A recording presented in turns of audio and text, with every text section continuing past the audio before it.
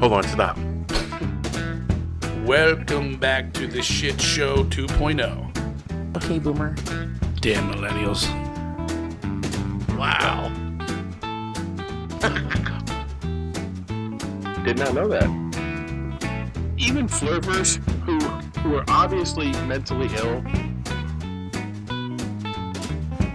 Oh, this is gonna go downhill real quick. What is going on? And welcome to Take on the World With Johnny and Mike D. We have no millennial, No resident millennial. no podcast Extra therapy dog. Therapy dog? I'm sure. You know, Well, Coco's down here someplace. Coco came down to the cave and now she's gone. Coco in the cave. She said, too much testosterone down there. Too much man meat baloney. Flapping against the ground. So we're sitting here in the Take on the World studio, enjoying. Tell me something about that beer. Oh, it's a Double Nickel Brewing Company from Dirty Jersey. And it's called Dumpster Fire 2020. It tastes like chocolate. It does have a little chocolate flavor It's to like it. chocolate and cayenne peppers. Not bad. Not bad. About sums up 2020. Can's pretty cool, so it's going on the shelf at some point. That's really the only reason I bought it. Can't look cool. I like the can. I like the colors on the can. So we've got a pretty interesting episode, I think, today. Well, you went very specific when we talked about this, and you want to talk one specific part of this, and yeah, I think I've bit off more than I can chew here. I like going a little broader. A little more broad. So John's going to handle the specific part of this, and I'm going to throw some facts and figures and trivia at you. All right, yeah. So we've got today. Actually, you know what? Before we get started on that, do you have any trending news? Anything happened this week worth knowing about? Yeah. Anything good? Yeah, with the stock market thing with GameStop. Oh yeah, millennials are basically bankrupting all the hedge funds. Yeah.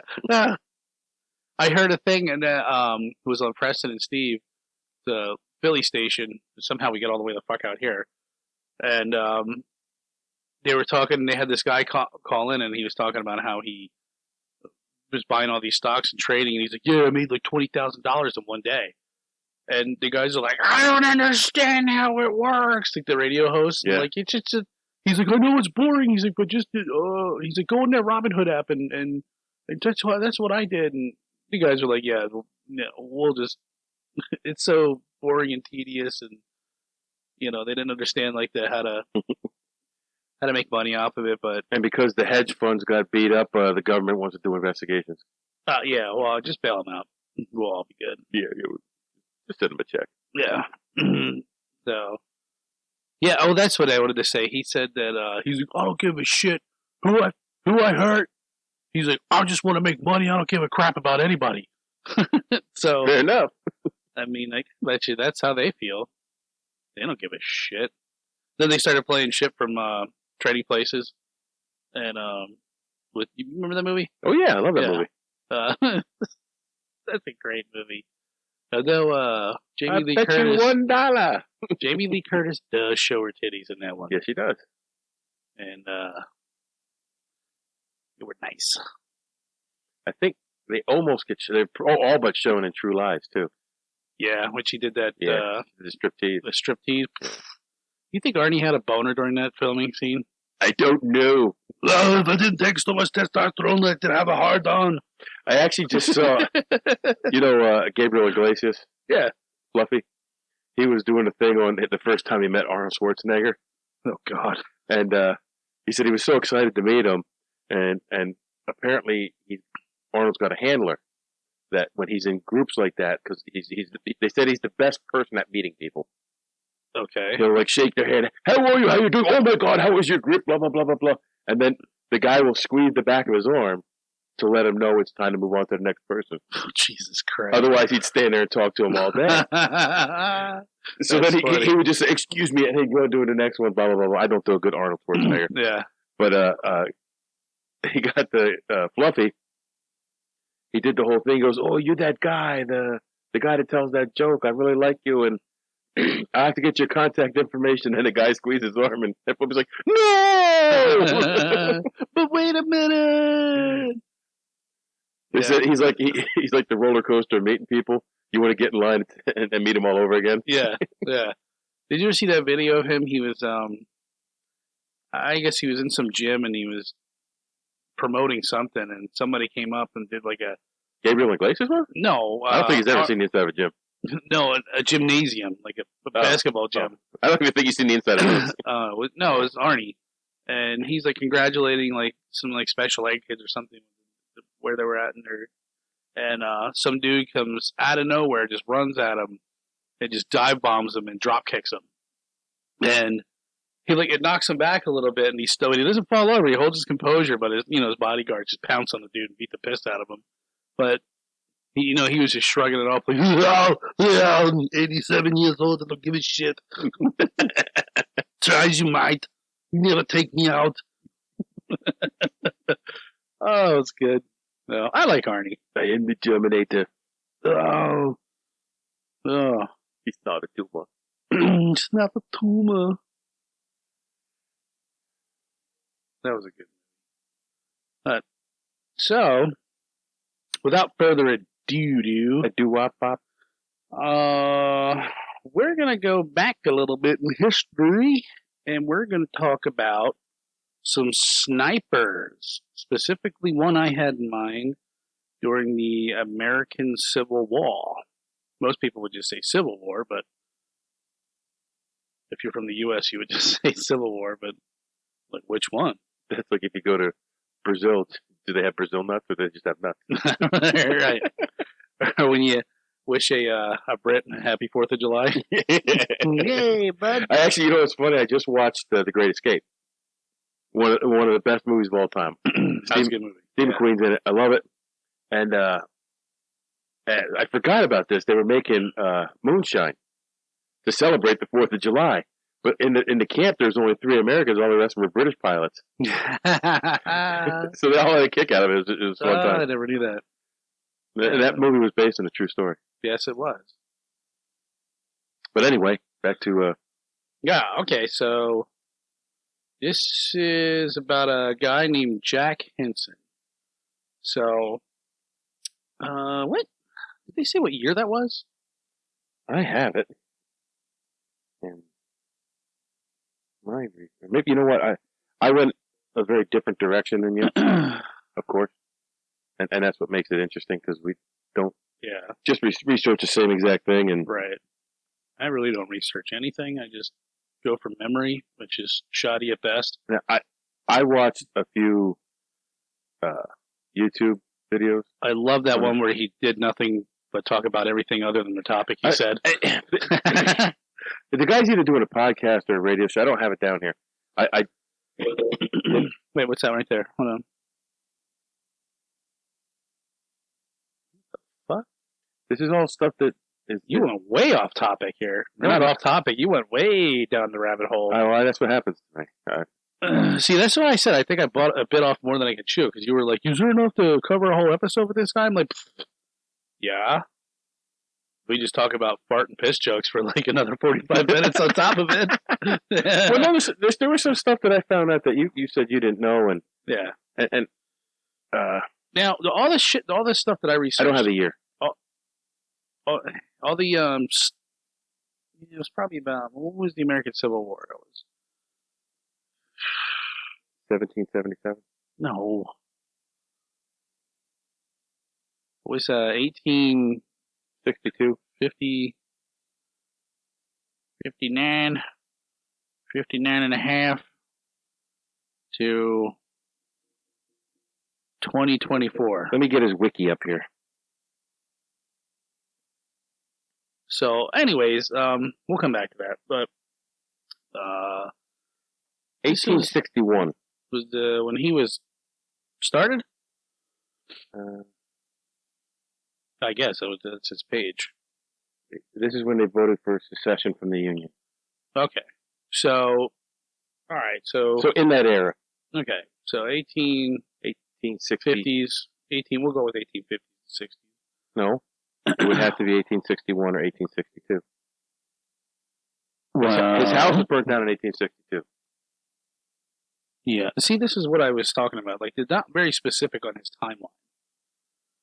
But needless to say, he's 1863 is when his sons were killed.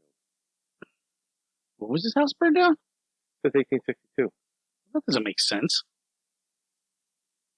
All right, hold on. Let me tell the story. Okay. And you're the one who asked the question, man. You asked the question before we start giving all the details away. All right, so we'll say like 1968. For those of you who want to fact check, just go 1968? Right ahead. Yeah, I was right in the. Why don't we just go with the Vietnam War? 1862. 1862. So. Fact check away, folks. This is our podcast. We can make up whatever the fuck dates we want. Oh, you were talking about the video that I saw. The guy who he was either doing a radio show or a podcast, and it was about Jack Hinson. And I listened to 20 minutes of it. He didn't mention Jack Hinson once. Yeah, I know. I was listening to the same one. It was pissing me off. Apparently, he wrote the book on his whole life, but he doesn't even mention him in the whole book at all. Where the hell's Jack Hinson? What? Why the hell am I here? So anyways, back on topic. Jack Hinson, 1862. He is a well-to-do tobacco farmer in Tennessee. Lives on a farm called Bubbling Springs. Anybody's gonna fuck my sister, it's gonna be me! And, he was, he wasn't for the war. He wasn't against the war. He did own slaves, and he was against secession. Say that right? Secession. And a sex session. A sex change. He was against sex change, and I just thought of that fucking. I'm not for that sex session. I had a good sex session with my wife last night. Let me tell you, she's a freaking dick. When the tobacco farms are knocking, rocking don't come a knocking. Oh, shit. When the barn doors are squeaking, don't come a sneaking. Oh, shit. Oh. Hey, there's a batch of my tobacco leaves that had this white substance all over it. What's that all about? It's VD infused semen. Maybe he chopped it up and snorted it. Got syphilis. Oh. I don't think we're ever going to get through this. Poor Jack Hinson. Oh, I got a lot of stuff to cover here, so you better start talking. So, my story is pretty short. Yes, it is. So he's a well-to-do tobacco farmer. He owns some slaves, and he's got 3 sons. And that's really more specific. He's got a daughter. He had like 8 kids. Yeah, he's got a bunch of kids. He's married with a wife, and he doesn't want anything to do with the war. He's too old to be a soldier. He's too old to fight for either side. And he also said he didn't want any of his sons getting involved in it. Now, they did say one of his sons did join the Confederates. Yes, but I think it was after the incident. So the incident Mike is referring to were, at the time, there were these basically mercenaries going around. Guerrilla fighters fighting for the Confederates, and they were called the Bushwhackers. And, they would conduct guerrilla warfare on the Union soldiers. And, ambushes, just totally fucking them up. So they were basically told to kill, if you catch them, kill them on sight. So one day, Jack Hinson's sons, one was 16 and the other one was 20. They went out hunting early in the morning, and a bunch of Union soldiers, I think they were a mounted brigade. They were on horses. They were on horses. There was like the 5th Cavalry or something like that, I think it was called. And they captured the 2 kids, and they executed them on sight. marched back to Bubbling Springs. Hold on. Whoa. They cut off their heads. Oh, I was just about to say that. But they cut off their heads where they executed them. They only took their heads back to Bubbling Springs. Oh, okay. So they cut off their heads, took them back to the Bubbling Springs, and mounted them on the fence post right in front of the house for the whole Hinson family to see. With no trial, no nothing. No trial, not a nothing. Just Daddy Hinson and... Oh, could you imagine that? No. So... And he kept his cool. That, right then. Like, he didn't flip out. He didn't go running after him. He kept his cool. That would have been certain death if he did. Well, he started planning and plotting right then. This is revenge at its best, let me tell you. And what's that old saying? Revenge is best served on a cold day. No? Revenge is a sweet dish. Best when served cold. No, I've never heard that. No. Let me look it up for you. Let me fact check. I'll put it on the big screen for you. I think you're wrong. It's one of my favorite sayings. So you wanted to argue with me that Wes Craven did not direct his own movies, his own remakes. Hold it. I did not know he directed the remakes. I knew he did the originals. Literally 10 minutes after I was done watching the movies. And now he didn't. I love you, Mike, but this just goes to show you that you're the typical, well, not typical, atypical. You don't fucking trust anyone until you find out for yourself. I really don't. Which is good, but then, you could take it too far. See, and supposedly this was actually never a thing. Well, anyways, this is our podcast, so I say what the hell I want. There it is. Revenge is a dish. I just said that. No, you said on a cold plate. Whatever. Make me play the tape back. But there's so many versions of this that there could be a cold plate version. Like, seriously, there's so many versions of that because it was never actually spoken. Revenge is a cold plate full of Hot Pockets. See here. Revenge is very good eating cold. I'll agree with that. No. Revenge is a dish which people of taste prefer to eat cold. Okay, anybody who says it like that should just be shot in the face. Let me guess. That was Don Corleone. Wow. He probably said it way better than Revenge is a dish that tastes best when it's cold. I gotta take a poop. Revenge is best when you give somebody a swirly in a poop-filled toilet. Dude, you're so far off, man. But I just want to point out, in no place was there a cold dish. No, or cold plate. No cold dish in Tennessee, Bubbling Springs. Anyway. So, these motherfuckers mounted his kids' decapitated heads on his fucking fence. And it's not said what really he transpired after that. Like, did they get into an argument or fight? Did they just be like, fuck, he's and left them there? So I from the one thing that I saw, that he just let him go. Just fucking grit his teeth and just squint his eyes and have multiple strokes inside. Probably. Yeah. So he buries his kids and he contacts, I don't know who the fuck it was. He contacts some gun manufacturer. I guess like a custom gun maker. Yeah, the one thing that I listened to said the name of the place, and I don't remember what it was. And the only reason they believed that it was that person who made that gun was because his initials were on it. Okay. His manufacturing. Yeah. So he took, it was basically a copy of the Whitworth Rifle, which was renowned for the accuracy. Like, there was two really good rifles, and they used them both in the Union and Confederate side, and multiple English battles. And now, were these rifles, or were they smoothbore? No, they were actually called rifled muskets. Okay. So they had rifle barrels, and they were, I want to say probably like the first of their kind, but they were made in England, and the Whitworth could outperform the Enfield rifle. The Enfield took over, I guess, was another rendition, probably cheaper to make, and that was actually the one I was trying to buy. But You want to touch mine? you have one? Want to touch Your rifle? Yeah. I'll touch your rifle. Touch your old cold rifle. You pig. Hey, you got my juices flowing there. I was like, hell yeah! Well, I don't know why that musket just like sings to me. But they're like $1,200. They keep every time I go on the website, they're not available. Anywho, so the Whitworth rifle was renowned to like be able to shoot very accurately out to 2,000 yards.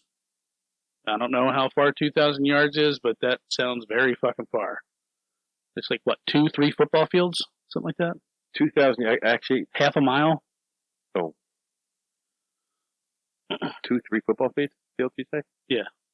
A football field is 100 yards. Oh shit! So that's like 200 football fields. That doesn't sound right. I think you might be a little bit off on the distance there. I just read the facts, ma'am. Anyway, so it's a lot further than me or Mike could ever fucking hit or hope to hit. So he contacted this gunsmith, and he made him this custom-made, one-off rendition of the Whitworth, and it had 2 triggers. No, that's an older Enfield. That's like a Mark IV. I was talking about the That's a Mark 1. 1853 Enfield. That's not what I have. I have one of these. No shit, those are fucking. You can't really get those anymore. Might want to hang on to that one. It might not be that exact one, but that Yeah, I but might have still. a Mark 4. I don't know. Where the hell was I?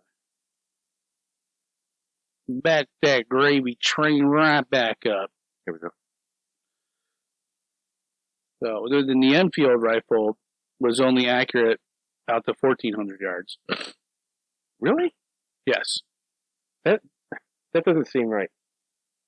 No. I didn't write it. Here we go. We got a fact check in the house here.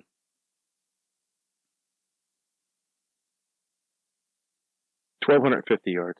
All right, so I was pretty close. You're close. That's still further than we can fucking ever shoot. I know, I've shot that far. Yeah, Not accurately. Not accurately. I don't know where the bullet went, but I'm sure the bullet traveled that far. So he acquires this 50 caliber rifle. I would assume that's He had, rifle. he had this rifle custom made from the ground up. Yeah, the thing's a beast. It's still actually, It's a beautiful gun. yeah, it's the one of his family members still has it, I think. I'm going to try to get that pic. I have that picture. I downloaded it, so I'm going to flash it up. Yeah. Like, We're gonna try and buy the rifle tonight on an auction. Yeah. Well, actually, the guy said that people ask him all the time, That thing's "What's priceless. this rifle worth?" And he goes, "Well, what do you price it against?" Yeah, Because there's nothing in the world like it. yeah, There's no other rifle. This is the only one of its kind. maybe Julia Roberts' vagina. That skinny need to eat a sandwich. If you're listening, Julia, I love you. She's not. So, anyways, Dude Man gets his rifle. Right, it's got 2 triggers on it. One's just a regular trigger, and then the one behind it is like a hair trigger. So that's for more accurate shots, which I'm sure he was probably using. So he goes on a vengeance kill, and he starts attacking specifically the people who were involved with his son's death. Right. Like they're killing. And he went. I think He went after the killed them. officers first. I think he successfully killed both of them, specifically the one that cut their heads off first. And he basically, snipes them out at like half a fucking mile, retreats back in the woods, and he successfully gets away, and they're none the wiser. They don't know what the hell's going on. Nobody knew it was him. Nobody knew anything. And I believe his family was still living at Bubbling Springs at this time. At that time, they were still living there. So he continues on his killing spree of targeting. They said it was most. God damn it! Hold on. Well, let me just throw this in. Before all this happened, he was neutral, but he went to both sides and gave both sides information. He didn't want any part of the war, but to keep everybody off his back, he'd feed these guys a little something. Yeah, they did say that the something. Union was very suspicious of him. Well, when these killings started happening, somebody put two and two together, and they thought, hey, this dude's got something to do with it. Right, God damn it, Don Hinson's at it again. So he continues on his killing spree, and I don't know how many officers he killed in this meantime, but I guess word got around, and they, like you said, Mike, they put two and two together, and they said that a local doctor actually, gave him the heads up, like, yo, this fucking posse's out to come and get you. So he takes his family, he moves them 40 miles west. Hold on. He did something else when he did that. He freed all his slaves. Oh, that's right. Yeah, thank you. He freed all his slaves because there was some kind of law that if he came under suspicion of something and they arrested him, his slaves become property of the military or something. Oh, shit. I did not know that. And they just said that they freed his slaves because, or he freed his slaves because the Emancipation Proclamation was like, they made it seem like it was like 2 months out, and he's like, fuck it, whatever. Well, he freed them so that they couldn't be taken captive then. Okay. That they wouldn't suffer for his crimes. Good on him. So now they stayed at Bubbling Springs. Yeah. Yes, they did. White Claw Springs, I think it was called. White Claw Springs. Which I don't know if we should. No, well, we'll touch on that. The second part of that in a little bit. Hold on. We'll get there, Michael. We'll get there. No, we won't. Hang on. Put your notes away. Put away. So I'm waiting. He moves his family, frees his slaves, moves his family out to western Tennessee, and his daughter dies on the way there. Yes. And they, I don't know if it was cholera or attributed it to that she wouldn't having to move. She wouldn't have died had they not have had to go on this road trip and had to move. Right. So now 3 of his kids are gone because of this. Yeah. So this guy is just probably all fucked up in the head, deranged. Like, wants nothing more to do than just start murdering Union officers. So he moves his family out there, and he comes back, and from what I understand, he basically lived in a fucking cave. Yes. On, what was that river? It was the Tennessee River? Chattahoochee. I don't know. Chattahoochee River. But basically, it was right where the river had funneled down into a bottleneck, and he could easily target Mariner. Help me out here. Not Marines. The sailors. Navy naval officers. personnel. They didn't call them that. They called them maritime something. Okay. Let me jump in here. So from this cave, you could see down to the river, and he lived in a van down by the river. In a van down by the river. It was one-off sniper rifle. So there was an island in the river at this point. So the water would have to go around the island, and obviously, because the water was put into smaller channels, it ran faster. Yeah. So going downriver, it'd take you minutes to get past this island. But when the paddle boats, the river boats would go upriver, it would take them 45 minutes to an hour to pass this point in the river. Yeah. So he would perch himself above the river and just continuously shoot officers on the deck of these ships. Yep. So they might have been mariners. They said it was both. It was a whole bunch of whoever he could get. It was an officer. They were transporting. Yeah. No, this river was strategic for the supply, resupply, troops, and that's why they sent Ulysses S. Grant down there to secure this part of the river. Yeah. And there were some battles before that, and that they had lost and then won, but basically that was their lifeblood, was this freaking river. I'm trying to find the river's name here. Keep going. I'm looking for the river's name. I'm just going to blurt it out right when I find it. So basically, he continues to have his way with, impunity, and they can't find this guy. And they sent out basically special forces to hunt him down. They sent the dogs after this dude. And he just evaded them and was never caught. Then they went to his house, And this is the fucked up part that pissed me off. Not only was he a slave owner, but the Union troops went back to his farm, Bubbling Springs, and the freed slaves that were there were pleading with him not to burn down the farm. Yeah. And they burnt the farm down to the ground. Because he had basically turned everything there over to them. Yeah.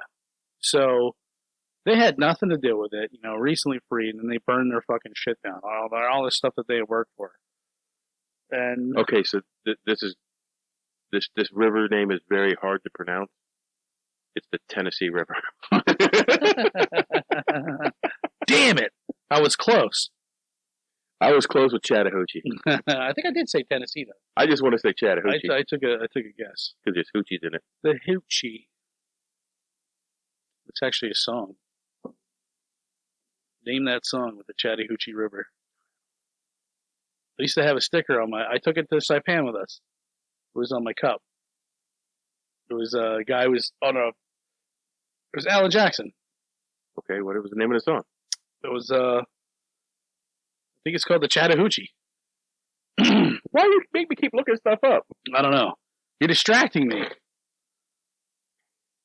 So now this is where I get confused. This man has been attributed from anywhere between 36 to 130 kills. He notched in the buttstock of his rifle 36 notches. And that's where he stopped. But they said he killed, what was one report was 50 officers, 80 officers. Then I heard 130. What did you come up with? The 36 notches were 36 confirmed downed officers. After that, he didn't mark anybody that he just wounded, and he didn't know the outcome. If they fell down or their head was laying open, they were dead. So he marked down the ones that. It's just a lot of the snipers that we'll go over later. Their confirmed kill list is much lower than what you'd think. Right, but still, 36. And to think back then where he didn't have a horse, he didn't have any kind of transportation. He's just, evading them. Now he was taking shots 600, 900 yards. Yeah, but still, when they sent the posse out after him, they're sending like the elite guys out. I know. I'm just saying this is groups of people he's on a standstill on a hill overlooking a moving target at 600 to 900 yards and taking these guys out. That's fucking impressive. So he did that long ago with just iron sights? You have iron sights, and it's not smoothbore, but it's not much better. Oh, no, they said this gun was pretty fucking accurate. For its time. I would bet that it could probably fucking shoot the nuts off a fucking fleet. Half nuts. You tell me. I never fact check it. I never turned one over to look at it. You never squashed when you hear my nuts. You got my nuts. I'm not watching my balls. Right in the noogies. So where were we? They burned down his farm. Yep. And he just goes on to continue to kill until the war is over, and he hears about it, and that's it. The war's over. He kind of goes back to his normal life, just laying low. That's pretty uneventful. I guess he does meet back up with his wife, but I think they said he opened up a mercantile store, but it was nothing like he was before. He wasn't. I don't think he was very rich after that. I don't think he would really care about anything after half your fucking kids were murdered. And, but I think he ended up moving out west to where his wife was. But he did keep low because there were still Union soldiers around who would probably have,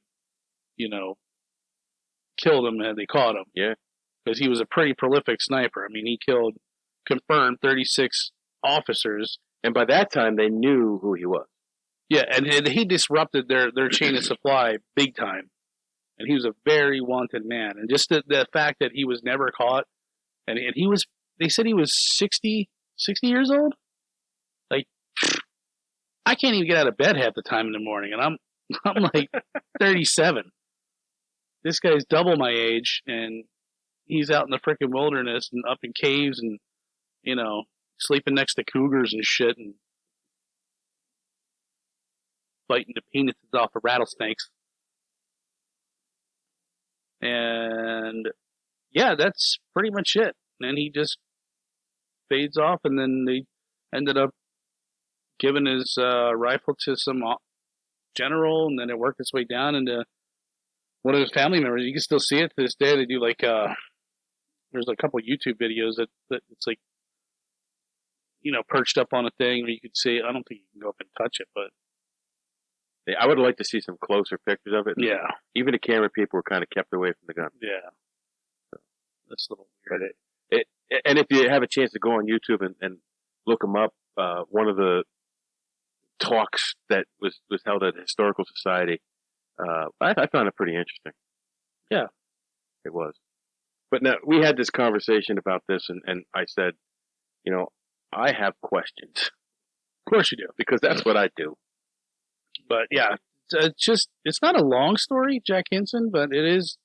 I found it interesting. It was interesting. What's the first that made me interested in it as I read this article that said the most deadly sniper in the world, and it was like, what? From the Civil War? Like, I didn't even know that was a thing. yeah, I thought there was just like a couple lucky dudes that made a long shot, Well, I thought being a sniper was a more modern warfare thing. Yeah. And so that's what I started looking up. And one of the questions I had was, if you ask the question, who was the first sniper in the world, you'll find there's no standard answer to that. No. There's no, because there's a lot depends on what your definition of a sniper is. From some of the definitions I saw, it says most will say that the job of a sniper is a soldier whose job is to kill specific targets or high-value targets from a hidden position. Yep. And then some would expand on that, saying they with a rifled gun. So, to those people who say that it's a rifled gun, which would make it a sniper, it would lead you to Thomas Plunkett. Well, I got to take a big Plunkett. He's an Irish-born British soldier during the Napoleonic Wars, who in 1807, at Buenos Aires, took out 20 Spanish soldiers from a rooftop. Buenos Aires? Buenos Aires. What is Buenos? Bonus. It's like bonus nachos. Bonus. I love bonus nachos. Yeah, I love when you get more nachos than you order. It's like the bonus fries at the bottom of the bag. So he was on a rooftop, and he was sniping people when musket fire was the norm, not necessarily rifle barrel weapons. So they probably weren't even looking up in the like we were talking before. Like a lot of soldiers would think you're a coward who were conducting guerrilla warfare because that wasn't genuinely. Yeah, it wasn't a gentlemanly way to conduct war. Like you had to stand you had to stand in a row and you fire, then I'll fire. Right, or like a duel where you turn back to back, take 10 paces, turn around, and you each fire at each other. Yeah. Because you looked at my woman the wrong way. So there was also a Tim Murphy who once lived in Shamokin Flats, which is now Sunbury, PA. Get the fuck out of here! Right up the road. Yep. I went to school in Sunbury. Really? Yeah. For after I graduated, I took an electronics class up there. Really? Yeah. Huh. Fucking beautiful out there. Is it? Oh yeah. Yeah. It's in the middle of nowhere. That's coal mine. Yeah. On June 29th, 1777, he killed Sir Francis Clark from 300 yards. The next day, he killed General Simon Fraser from also about 300 yards, and that was during the Revolutionary War. Good on him. So, if you drop the rifle barrel restriction and you allow for smooth bore guns, you can go as far back as the Chinese soldiers in the 1200s, or the Muslim or Mongolian soldiers in the 1300s. Wait, what's the sniping rolls? What? Those sound good. Sniping rolls? Yeah. It's written there, like spring rolls. You're talking about Mongolians and Chinese, and you had sniping rolls? No, sniping roll. The roll of a sniper. You're thinking pastries. Yeah. You fat bastard. So you could go back to the Europeans, 1400s. I'm not even going to try to pronounce these Spanish dudes. Yeah. Arquebuceres. Arquebusers. Yeah. Who performed sniping roles with their early guns. Bussiers? Yeah. Bustiers? Bustiers. Big old titties. Now, if you remove the gun restriction, if you say you can use anything like spears, sling, bows. Atlatls. Yes.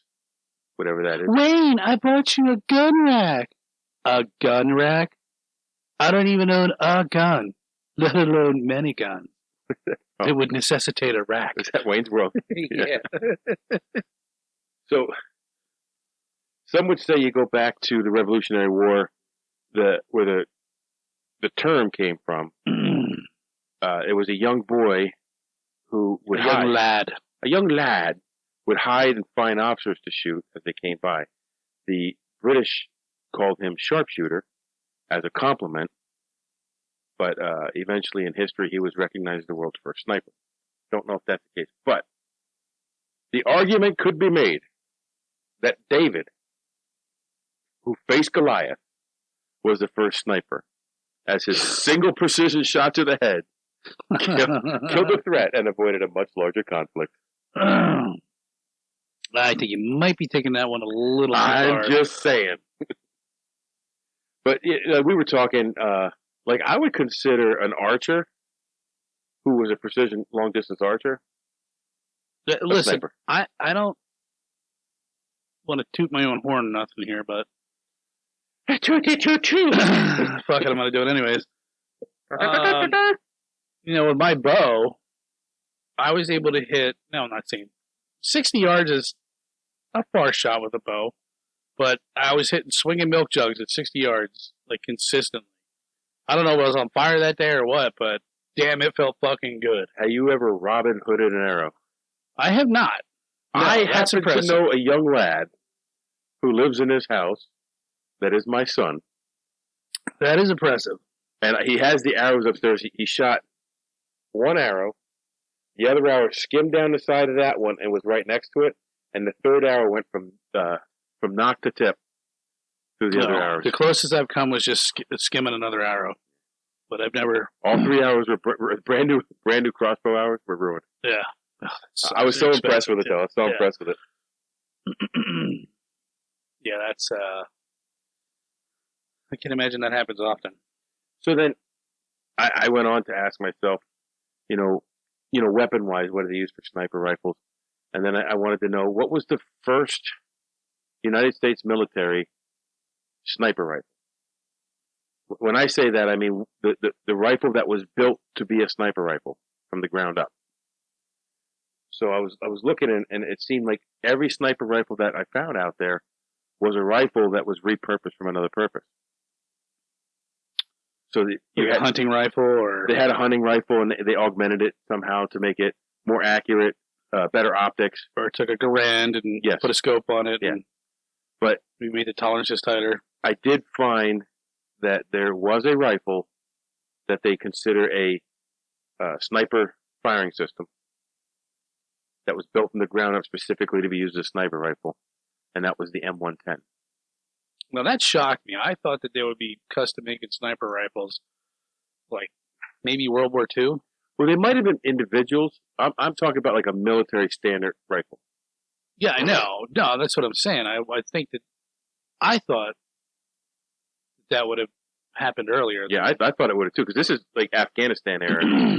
This is more recent. I've seen videos where they have, they basically have like gunsmiths. Your job in the military is a gunsmith. And you custom make this fucking gun for a sniper. What they were doing is using other chassis and building on top of it to make a sniper rifle. Yeah. Changing out barrels, changing out this or that. I also watched a thing on rifles. Shit. And someone made it was a polygonal barrel.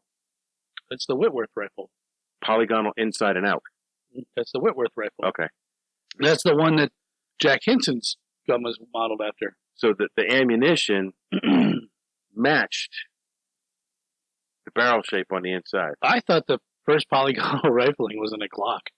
Really? Yeah. Well, I don't know guns like that. I know I like shooting guns. I like owning guns. I have guns. Yeah. But I don't know ins and outs of guns like that. Yeah, basically instead of the rifling being circular like that, it's more sharp angles, which increases the pressure of the round.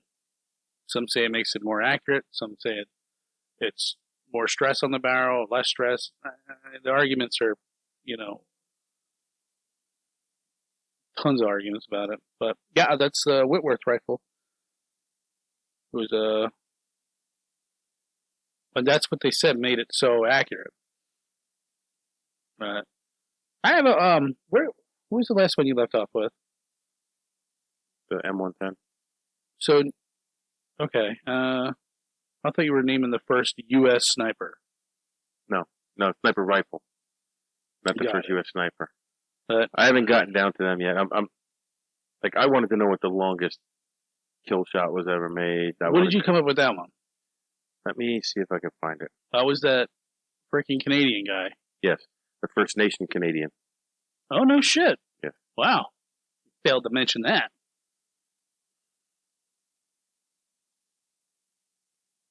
Oh, it's just like insanely long. It's like 3,540 fucking mile and a half. meters. It's over a mile and a half. That's 2.19 miles. Jesus Christ. The previous record was a mile and a half. Oh, okay. 2.19 miles. Didn't they say that the bullet took like 10 seconds to get there? Was that the one in Afghanistan? I don't know, man. That's insane. They said he missed his first shot. It took 6 seconds for the bullet to travel. And then he shot again, and the second shot killed the target. Hey, Ali! Did you hear that? What was that?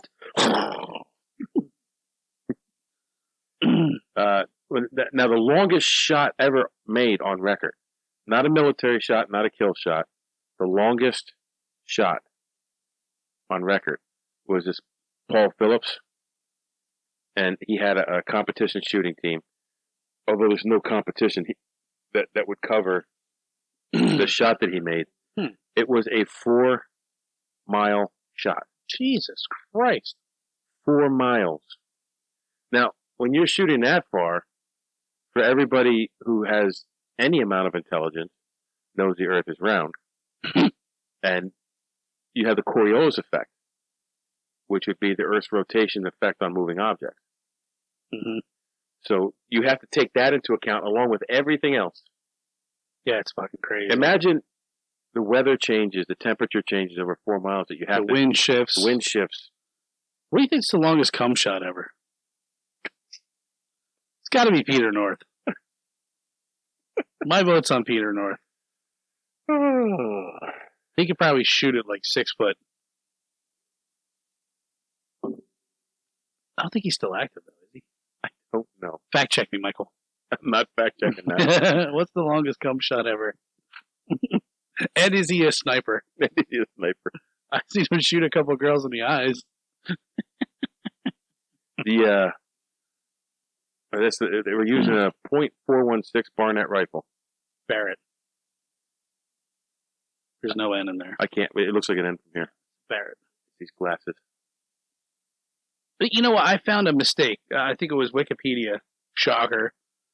They said that Carlos Hapcock used a 50 caliber sniper rifle. And I call bullshit. I don't think he did. Yeah, Vietnam. Oh, the white feather. White feather. White feather. I do not think that he used a 50 caliber. I think he used a 308. In fact, I think it was like a Winchester 70. No, a Remington 70 or something. So it might have been 30-06. I'm going to go with 30-06. That sounds right for that era. Yeah, but they maybe he did use a 50 caliber at one, but they said that was his main weapon. No. Well, here's the Whitworth rifle one you talked about before.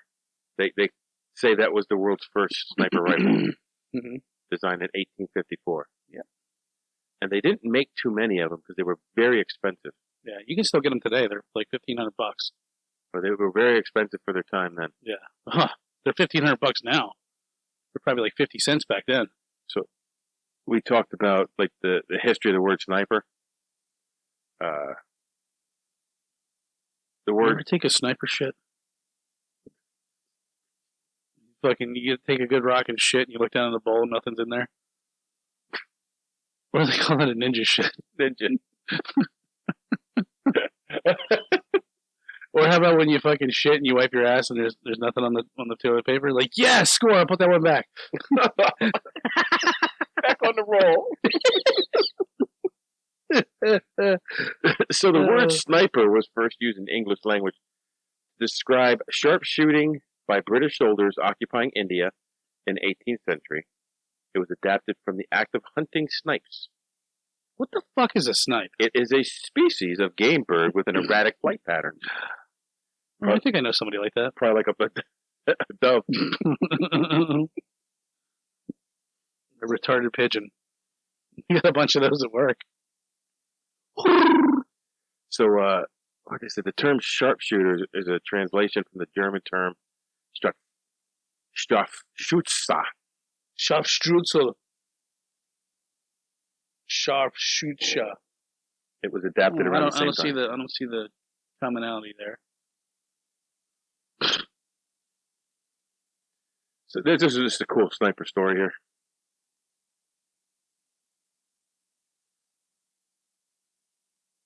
So they say that, you know... Oh, I remember seeing that on TV. Yeah. So that snipers don't always just kill people. Sometimes they save them. In 1993... This guy's fucking heart rate must have been through the fucking roof. Yeah. Go ahead, finish the story. So he was, this Dougie was sitting on a lawn chair with a handgun threatening to commit suicide if the police got too close. The police slipped him a shaken can of beer that made him change his posture. And then the SWAT officer, Michael Plum, shot the gun out of his hand. And I actually saw a picture of this, of the guy now. He's older, but he has like the award he got afterwards behind it, and the broken gun. No, that's a broken cool. revolver in a frame underneath. That's cool. Yeah. So after they shot the gun out, they dogpiled him and saved him. Oh, this one was cool. Did you see? Did I tell you about this one? No. This guy had this is British Royal Marines, 2003. They were in the desert, so it was hot. It was extremely windy. He had to shoot 56 feet off from where the target was visually, and he made the kill shot. That's fucking sick. 56 feet. Yeah. I can't even imagine that. It wasn't even in the scope. There was another one I saw. It was an American sniper who shot through a concrete wall. Yeah, I thought you read that one too. And he killed 2 insurgents. Three total. Yeah. He killed 1 with the bullet and 2 with shrapnel from the wall. That's fucking awesome. I want to meet him. What's this? No, listen, I just want to put this out there before you mention this next one. Okay. There are so many fucking Soviet snipers. Oh, yeah. From World War II. Like, it's like the end of, and they all have like 600, 5,453 kills. It's like, is that even possible? Well, there was 2,000 female snipers. Yeah. In the Red Army. Yeah. During the Cold War. Huddle up with some of them. Not now, of course. They're kind of the Bushka ladies. Yeah, you want a gum job, Sonny? Yeah, fuck it. I'll take one. I can't pronounce her name. Pavlichenko. Pavlichenko. Actually, I did pretty good with that. You did. She joined the Army when women were not yet accepted into the Army. And it's like, they went all out and they put them in a like combat role. And she was a prolific sniper. You know, they do say that women genetically are better shots than men. You know that? It's true. You don't believe anything.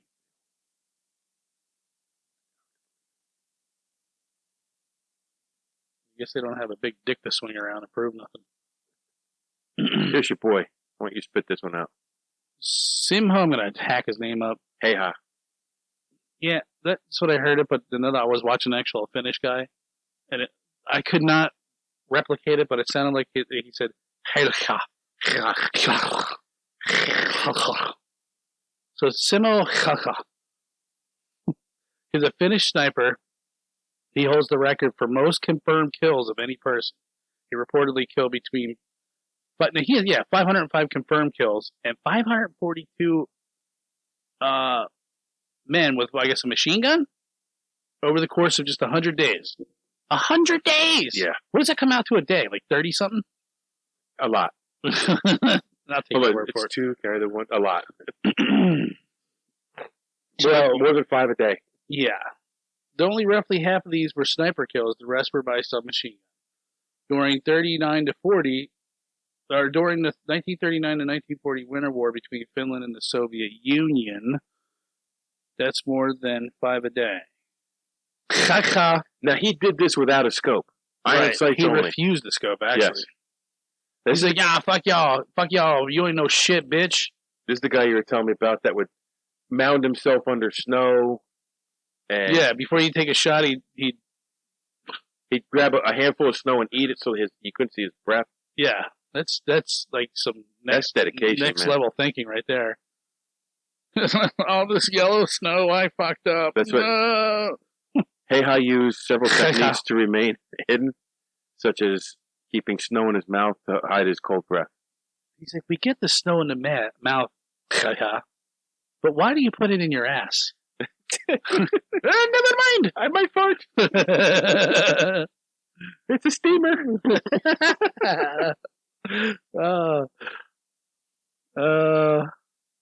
That's just the cost of a decent sniper rifle. Yeah, $18,000 to $15,000. Yeah, I get told.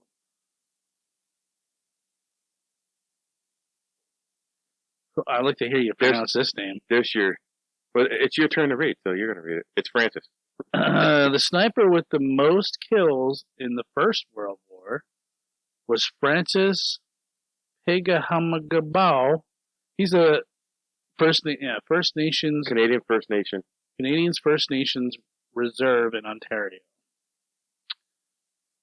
You know, I got a lot of respect for First Nations people and Native Americans who served their country, because they got ultimately the fucking shaft, and they still showed the dedication to fight for people that fucked them over. So, that's incredible. I can't pronounce his Shawangnaga. Oh, sorry, dude. Shawanaga. He had 378 confirmed kills and more unconfirmed kills. I could put it in translate and see what it says. Just stop butchering me. Stop speaking.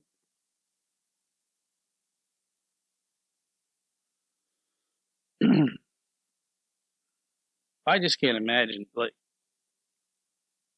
that's insane.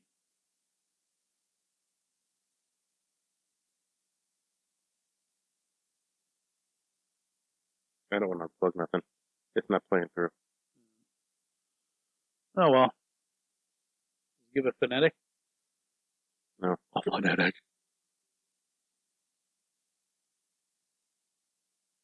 Incidentally, this is greater than the kill records for the U.S., UK, and Australia in the war combined. Yeah, you don't really hear about a lot of World War II. World War One. World War One or II U.S. snipers. Pegahamagabao would later serve as the chief of the you're killing me. Wasauking First Nation. There's a statue of him today in Parry Sound, Ontario. Next up, So when you talk about snipers and America, and everybody knows the name Chris Kyle. yeah, if you don't know the name Chris Kyle, just turn this podcast the fuck off. U.S. Navy SEAL, SEAL Team 3, 160 official confirmed kills. But now he had many more unconfirmed as well. So what are they well, how does it get unconfirmed? If that's just by if you're by yourself? If they don't confirm that the person's dead, or like, say you shoot somebody window to window, you get to the other side, and there's blood, there's a drag mark, there's no body. It's not a confirmed kill. Let's see. I thought you had to have another person with you. That may be part of it too. I don't know. But that may be one of the ways they confirm the kill. But I think everybody knows the Chris Kyle story. I don't think we're going to touch on that one. No, I think it speaks for itself. Yeah, that an American hero. Oh, this I thought was interesting too, and I have a picture of this as well. In World War I, when they were in the trenches, because there were so many snipers, they would the soldiers would make paper mache heads. Oh yeah, and they'd stick them up out of the trenches to draw fire away to make the sniper give his position up. Yeah. So that's pretty smart. Arts and crafts would have been welcome for a break from the sheer misery of being in the trenches. Did you ever hear that term? Don't blow smoke up my ass. Yes. You know where I heard it came from? It is during World War II. The German training videos they showed when they were in a foxhole, they would get their rubber rain suit and they would fashion a paper mache head, the helmet on it, and they would sit down and they would bounce this thing up and they would smoke a cigarette and then blow it up the backside of the suit so it looked like the soldier was smoking. It was like and in the training video, you can watch it to this day. It's like really elaborate. It had like a pull string on it, so his hand would go like this, with right? You know, and they would sit there and blow smoke up the ass. So the guy theorized that I wonder if that's where "Don't blow smoke up my ass" came from. Don't lie to me. Don't try to pull one over on me. Right, and that makes sense. Like I heard it was "Don't blow smoke up my ass and tell me it's raining." I don't know. Okay, I don't know. Right. Here's your Carlos Hapcock. Carlos Hapcock. Yes, very prominent. They give him 93 confirmed kills, but there was a bounty on his head. Excuse me, hang on. Yeah. There was a bounty on his head of $30,000. That's fucking crazy. So I think he killed more than 93 people, but he has well over 300 unconfirmed. Yeah. They knew him as White Feather because he kept the white feather in his hat. Now, he reportedly shot... They sent their top sniper out to get him. I forget what... And I think it's right here at the end. I think it was a female sniper? Don't know. Pretty sure it was a female sniper. And they went back and forth. I think she took a pop shot or two at him. Almost got him. Yes, and then he allegedly shot her through her scope. Yep. And straight through the eye. And then Mythbusters disproved that, which I think is bullshit. Because they also disproved that you can't get hit by bullets in water. And I've heard, confirmed, SAS soldiers and Navy SEALs saying, yes, you can. I've seen it. Well, the one day I was going through L.A. and I had Jimi Hendrix guitar, Ted Nugent's bow, and Rambo's first bullet was lodged in my thigh. He shot me right in the water. I dug it out with Charlie Chaplin's cane and Stevie Wonder's eyeglasses. There was more stuff up top here. Let's give, how about Nicholas Irving, the Reaper? He was another Army sniper in Iraq, Afghanistan, 2009. He's got 33 confirmed kills. That's still a shitload. Well, there was 2 female snipers that I really wanted to mention from Russia. Yeah, and their kill ratio was they were fucking high. They were 300 or something. Yes. Yeah. That's what I'm saying. I didn't even touch on all the Russian shit because there's so many of them. I can't pronounce half their fucking names. You think of a sniper taking headshots, but most of the time they actually aim for the body because it's bigger surface area. Bigger target, more tissue damage, more vital organs to destroy. It took, you could get more blood loss there. Yeah, now here's the one that I found. It was Herbert. I never wrote down his last name. This is Herbert W. No, Herbert W Mcbride. I'm sorry, I can't read my own handwriting. 1914 to 18. He was a U.S. citizen who served in Canada, or served with the Canadian Armed Forces, and he's attributed with 100 plus kills. And I think I said that he overdosed on morphine? And I was like, did they use morphine in World War One? Yes. They did. Remember we had this discussion. You asked me that, and morphine was... I remember you punched me in the arm like 8 times. I don't know that. Because you were reenacting how you crushed the morphine and then stick it in your arm. Yeah, I just like punching the arm. I don't remember that at all. Yeah, I just found that interesting. So, they said, some say that this was the start of the opium epidemic in the war. Or in the U.S. was because of World War One. As Uncle Roger would say, why are you so weak?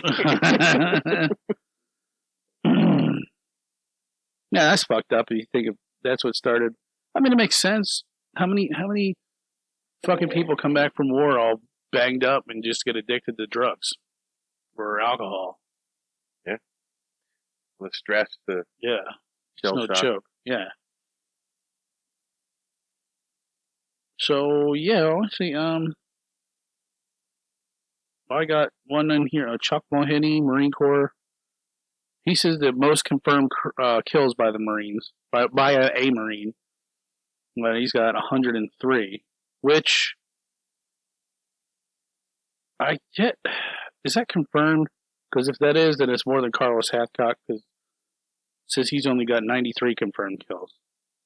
Yeah, only. He's only killed 93 people. What a pussy. Yeah.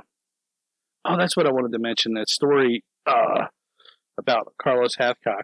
And I always found this funny, what he said. But he spent it was like a week crawling into this freaking compound. Yeah. And he's literally like footsteps away from guys. Guys almost stepped on him while he was laying in the field.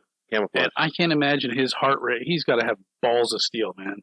So he goes to take the shot, and he tells the story. And he's like, yeah, they're like, how did you know which one to shoot? He's like, the guy waving the clipboard around and pointing, that's usually the guy who's in charge, because he's telling other guys what to do. So he's like, I found him. He's out there pointing like this, yelling at people.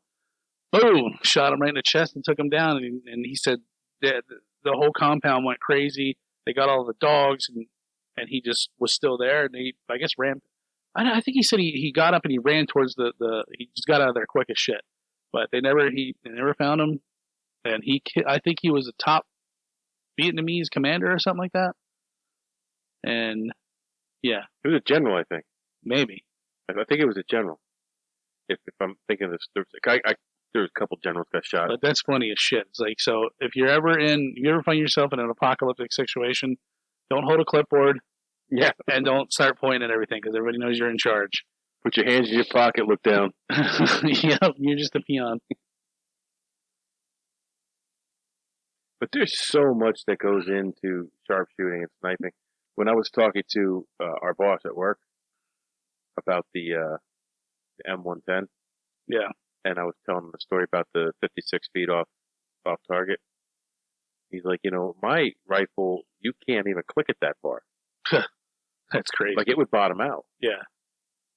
And that's crazy. I would love to see how they do that whole art with, like, their spotters. The guy that goes with them writes everything down. What I was reading, or what I heard in some of the videos I watched, was that the spotter is usually the more experienced shooter. Yeah? The guy that has the gun, all he's doing is pulling the trigger. That the spotter's doing all the real work.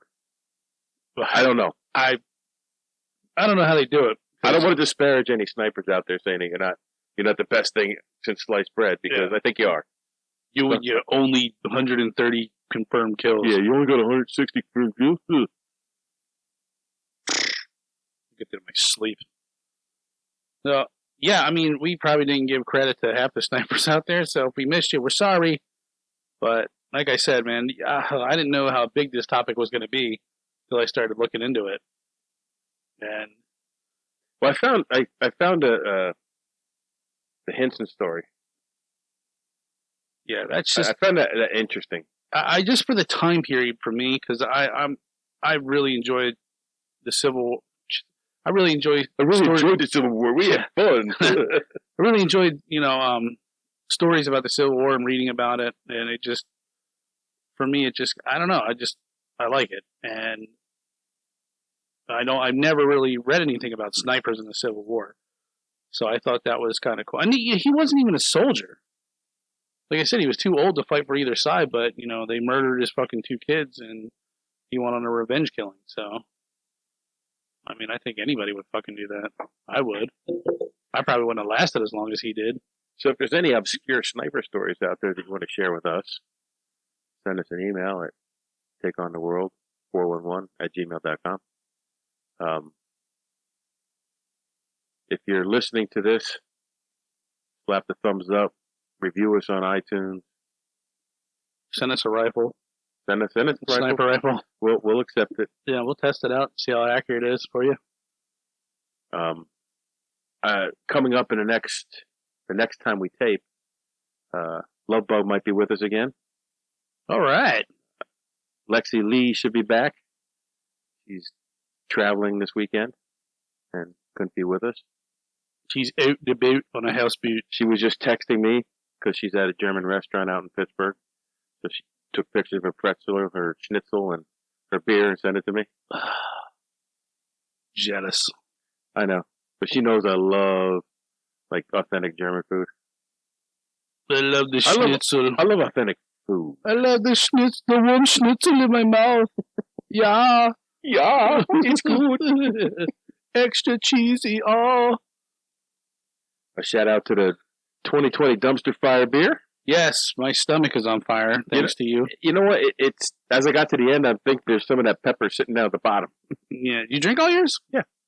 I still got one more sip left. No. This will go into the Wall of Fame for cans. The Wall of Fame. I don't know. Can you see that in the camera? You can only see the bottom of it. We need a better rape can. Once we get the walls up in here, actually I decided I'm going to put the wall all the way across.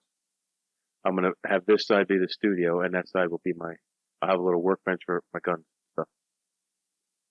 Sounds good. But then we can readjust this and put the camera, plenty of room, depth in the room. So all right. We'll get and we'll have that monitor hung on the wall someplace. Cool. Getting there. Yeah. So, thanks for joining us this week. See y'all motherfuckers next week. And while you're out there taking on the world, don't snipe somebody. Hold on, stop. Welcome back to the Shit Show 2.0. Okay, Boomer. Damn millennials. Wow. Did not know that. Even flirters who are obviously mentally ill. Oh, this is gonna go downhill real quick.